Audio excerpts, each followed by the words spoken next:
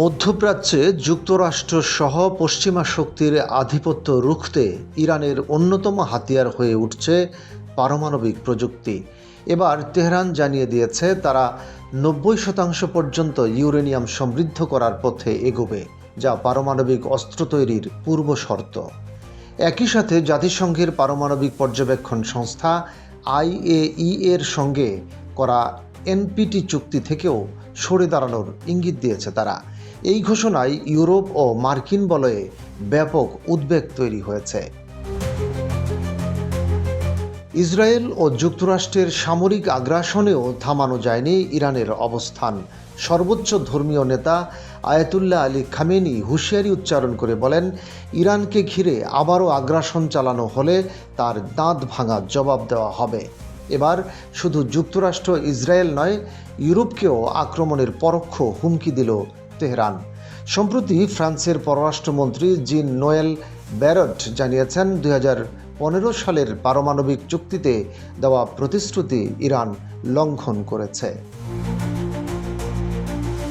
Barratt বলেন, আগামী আগস্টের মধ্যে সমঝোতা না হলে জাতিসংঘের সহায়তায় ইরানের উপর পুনরায় নিষেধাজ্ঞা আরোপ করা হবে।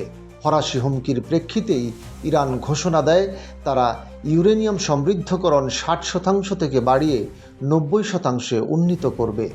এই তথ্য নিশ্চিত করেছে লন্ডন ভিত্তিক সংবাদ মাধ্যম ইরান ইন্টারন্যাশনাল।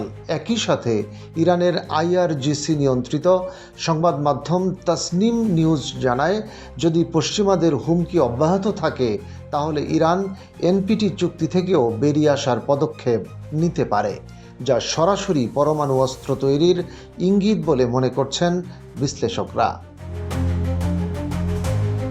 ইরানের পররাষ্ট্রমন্ত্রী আব্বাস আরাকি বলেন, পশ্চিমারা একটি ঐতিহাসিক ভুল করতে যাচ্ছে। তারা যদি আবারও নিষেধাজ্ঞা আরোপ করে তবে ইউরোপের ভূমিকা ইরানের শান্তিপূর্ণ পারমাণবিক কর্মসূচিতে শেষ হয়ে যাবে। তিনি আরও বলেন, ইউরোপ যদি নিষেধাজ্ঞা দেয় ইরান সেটিকে সামরিক হামলার শামিল বলেই বিবেচনা করবে। উল্লেখ্য, 2015 সালে যুক্তরাষ্ট্র, ফ্রান্স, জার্মানি ও আরও কয়েকটি দেশের সঙ্গে ইরান একটি পারমাণবিক চুক্তি করে। এর আওতায় ইরানের ওপর থেকে সব ধরনের নিষেধাজ্ঞা প্রত্যাহার করা হয় এবং বিনিময়ে তেহরান তার পারমাণবিক কর্মসূচিতে নিয়ন্ত্রণ আনতে সম্মত হয়। তবে 2017 সালে প্রেসিডেন্ট হিসেবে দায়িত্ব নিয়ে ডোনাল্ড ট্রাম্প যুক্তরাষ্ট্রকে একতরফাভাবে সেই চুক্তি থেকে প্রত্যাহার করে নেন। এরপর থেকে এই চুক্তিটি কার্যত অকার্যকর হয়ে পড়ে এবং ইরান ফের ইউরেনিয়াম সমৃদ্ধকরণে মনোযোগী হয়। ইরানের এই ঘোষণাকে কেন্দ্র করে আন্তর্জাতিক অঙ্গনে নতুন করে উত্তেজনা ছড়িয়ে পড়েছে। পারমাণবিক অস্ত্র বিস্তার রোধে এই সংকটকে ঘিরে আবারও একটি বৈশ্বিক কূটনৈতিক জটিলতা তৈরি হচ্ছে বলে মনে করছেন বিশেষজ্ঞরা।